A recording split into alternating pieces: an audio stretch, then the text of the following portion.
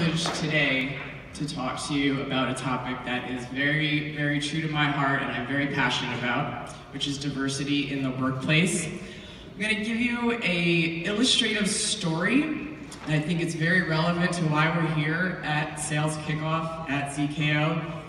And it's going to show you why diversity matters, diversity of thought leadership, diversity of backgrounds, and how that can directly impact sales and business and help us in our need to drive speed. This is a story about a woman named Jennifer Van Buswick. Jennifer says that the most risky career decision she ever made was becoming an engineer in the 90s. You know why? Because there's not a lot of women engineers. There's about 11% of working engineers in the United States right now are women. And Jennifer decided to become an engineer. She joined the telecommunications companies. She worked at AT&T, some other ones, made her way up the ranks. Jennifer was approached to have an option to be a chief of staff at a company called Cricket Wireless, which is a company that, if you haven't heard about, does prepaid or no contract-based cell phone services. And Jennifer thought this would be kind of a risky move for her for two reasons. One, she had never been a chief of staff. She was an executive, but she had never done the chief of staff position. And the second reason was because she was 7 months pregnant at the time. So Jennifer decided to take this job. And I talked about Cricket Wireless at the time. They were losing subscribers left and right. So their churn, they were losing about 1 million subscribers a year. And so now she's a consultant, she's the chief of staff to the president. She's thinking about, well, what do we need to do to help this company, right? What do we need to do to drive up our revenue? If you think about, for prepaid cell phone, then the demographic that she was working with was in the Southwest, and it was a mostly Hispanic population, and you would categorize that demographic as being poor. So what do we think about poor? Poor people. Poor people, they're not really good customers, right? Because they can't pay their bills. So this is our demographic. How are we going to get them to make us money when they can't pay their bills? If you have a bill for your cell phone and you have to choose between that and feeding your family, what are you going to do? So you know what Jennifer did? She went to the president of the company and she said, what would it take for poor people to be great customers? What would that look like? What would we as a company need to do to enable them to be great customers for us? What if we think about this in a different way? Traditionally, everybody here has telephone services, right? What happens when you don't pay your bill? You get a fee, late fee, reactivation fee. They take away your number. They do all these punitive things. They make you feel really bad. When you're talking about poor people, that's what they're doing, is making them feel really bad, really awful about the service. What if we actually treat them with respect? What if these poor people can become our biggest fans, can become our promoters, because we're going to treat them with respect. We are not going to charge them late fees. We're going to give them great customer service. We love customer service at Zuora. Jennifer loved customer service. Jennifer decided we are going to treat these people with respect, and we're going to see what happens. And guess what happened? Those people loved the service, that demographic. And so what did? They told their friends, they told their family. It increased the revenues for Cricket Wireless. They went from losing 1 million subscribers a year to having over 5 million. It also had a direct impact on increasing the evaluation of the company. So when Cricket Wireless was acquired by AT&T then, it doubled the evaluation, so everybody made a lot of money. Everybody made a lot of money because Jennifer thought about what would it take to make these poor people great customers. That is the power of diversity, of diverse thinking. So I have homework for everybody here. All right, you ready? You can do this. Okay, the first one is going to be on hiring. I want you to think about the next time you have a chance to hire at Zuora, what would it look like for my team to be diverse? That could be diversity in gender, that could be diversity in race, that could be diversity in age, diversity in sexual orientation. What would it look like for me to have a diverse team? If I don't see those candidates, well, where are they? What would it look like? Be proactive. Move from being neutral to be a promoter. You have the power as leaders in this organization to make the change. Like Jennifer said, what would it take for poor people to be great customers? What would it take for you to make your team diverse? You have that power. Okay, that's your first number of homework. Number 2, this one, you are going to remember this. You will remember this for maybe the rest of your life. Are you ready? Are you ready? Yeah! Here's what you're gonna do. Next time you see a pregnant coworker, first of all, you make sure she's actually pregnant. She's confirmed it. Probably everybody knows this. You never assume that. So, once it is a confirmed pregnancy, this is what you're gonna do, okay? You are never, ever going to say, are you coming back to work? You are never gonna say that. Listen to me. And I'm gonna tell you what you're gonna say. I've already scripted it for you.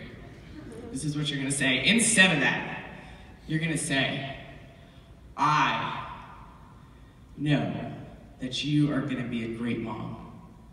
And I look forward to you returning to work for me, or in my team, in my company, in this job. That's what you're gonna say. Your words matter. The words that we say are shaping society. How we talk about gender is shaping the women of today. It's shaping the next generation of my daughters. It's gonna shape everything. What you say matters. Everybody here that knows me knows I'm a badass. I fight really hard. I've always been like that. But even I have struggled. 2 years ago, I just couldn't deal with any of this. I really wanted to leave. And you know what Teen said to me? He said, Marlene, if you can't do it all, then who can? Who can do it all? I said, you're right. I can do it all. Words matter. What you say matters. What you craft that message in people's minds matter. Say the right things. Make a difference. Make a change in that woman's life. I can tell you every single pregnant woman is scared. They don't know if they're going to be able to do it all. Your words, you telling them, I look forward to you returning here, can make all the difference. Change the language. Nobody asked the father to be, are you going back to work? Of course he's going back to work. You need money. The more kids I had, I was like, of course I'm going to work. I need more money. Come on. Words matter. Showing up matters. Last story. This is very personal to Zuora about showing up and the importance of diversity and caring. In 2013, there was a ZBR named Fraser Donald. Young guy in his 20s, living the dream, working for Zuora, living in San Francisco. One summer, Monday morning, we come in and Richard RTL had sent us an email to all Zuora. Fraser had been attacked and brutally beaten, left for dead on the streets in San Francisco. His parents found him in a hospital 3 days later, listed as a John Doe. Every parent's worst nightmare. When I read that email, my heart just sank, as every CEO did that read that email. I don't know how many of you know folks that are from the Beijing engineering office. If there's one office that's probably the least connected to all of us here, the field-facing and sales, it's that office, because there's no sales. They don't know a lot of salespeople. They didn't know Fraser at all. The women in the Beijing office organized a whole office to do get well video messages for Frasier. Each team. Put it all together, sent it out. Sent it out to the whole company. Those women cared so much about Frasier that they wanted to make sure that he knew, that his family knew how much Zuora loved him and how much we were rooting for him. Women that do not have any connection at all. The only connection is that we are all here. We are all here at Zuora. We are a family. And they didn't just sit and say, oh, that's sad. They're like, I'm going to do something that I can do, that I can control. And that is to send my love and support for Frasier.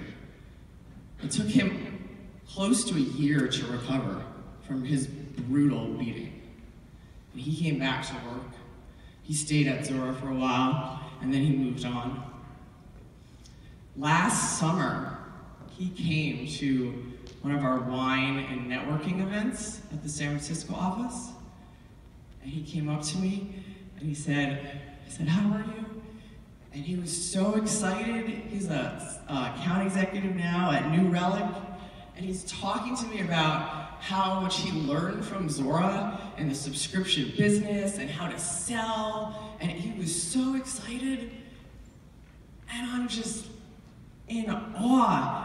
And I thought to myself, here is this young man who was lying on the streets, almost dead. And he's talking to me about how much he appreciated Zuora, how much he learned from us.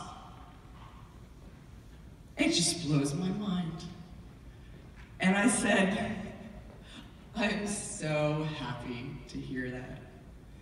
And I don't know how much Frasier remembers about that horrible time in his life when he had to recover, but I do know that he remembers that we supported him. And I don't know if he remembers that video that the Beijing women organized, but I remember that video, and I will tell that story, just like Frasier tells his story about how much he learned from Zuora, and I will tell how much I learned from him. And when I just was standing there, I thought, you know, life is beautiful. And I'd like to ask all the Zuora women if you could stand up. Don't be shy, stand up. I want to thank you for taking the risk to join Zuora and for paving the way for this generation and our future generations in this job and in what we do. And so for all of our amazing Zuora men, if you are going to be with me and join, can you stand up too? And be promoters.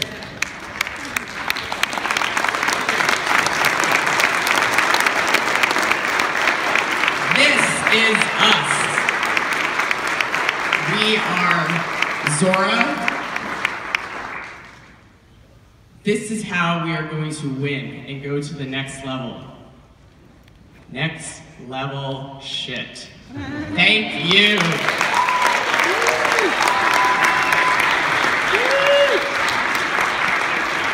All right, let's hear it from our